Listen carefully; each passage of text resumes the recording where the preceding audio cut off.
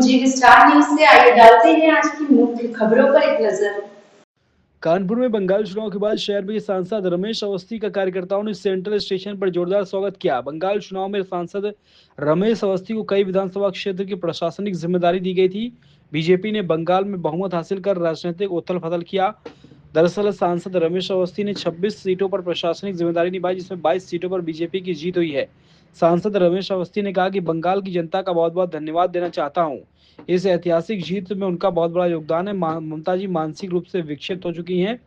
यह उनका political drama है। वह इस्तीफा दें या ना दें, 9 तारीख को भारतीय जनता पार्टी का मुख्यमंत्री शपथ लेने जा रहा है। पीडीए गठबंधन ने बिहार का चुनाव देखा है और अब बंगाल का चुनाव देखा है। जो भी सनातन विरोधी होगा उसका यही हश्र होगा। तो इस ऐतिहासिक जीत में उनका बहुत बड़ा योगदान रहा है।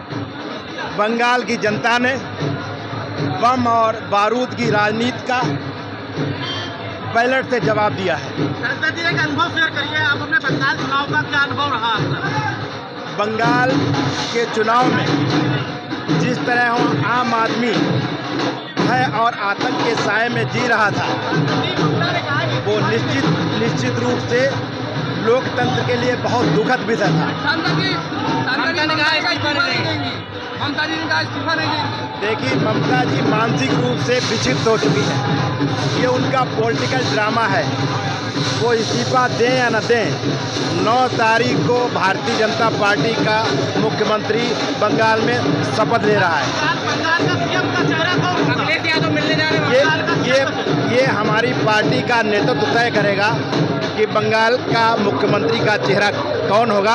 आपको जल्दी पता। देवतुल्य कार्यकर्ता जिनके कर्मठ विश्वास से, कर्मठ साहस से, कर्मठ कार्य से बंगाल में जहां मोदी जी ने इतिहास रचा, भारतीय जनता पार्टी का परचम फहराया, वो देश में अब ना कोई जात चलेगी ना कोई पात चलेगी, सबके विकास की बात चली का परचम लहराते हुए जो प्रचंड बहुमत से बंगाल को जीत कायम की है, वो एक मिसाल बन गई है कि हिंदुस्तान में अगर रहना है तो भारतीय जनता पार्टी के नहीं, सनातन के हिसाब से जो देश का कानून है, जो देश का संविधान है, उसमें आपको विश्वास रखना होगा, उसी के हिसाब से चलना होगा, तभी इस देश का नाम होगा और आप अपना और अपने परिवार, अपने समाज का भविष्य अस्थिर कर।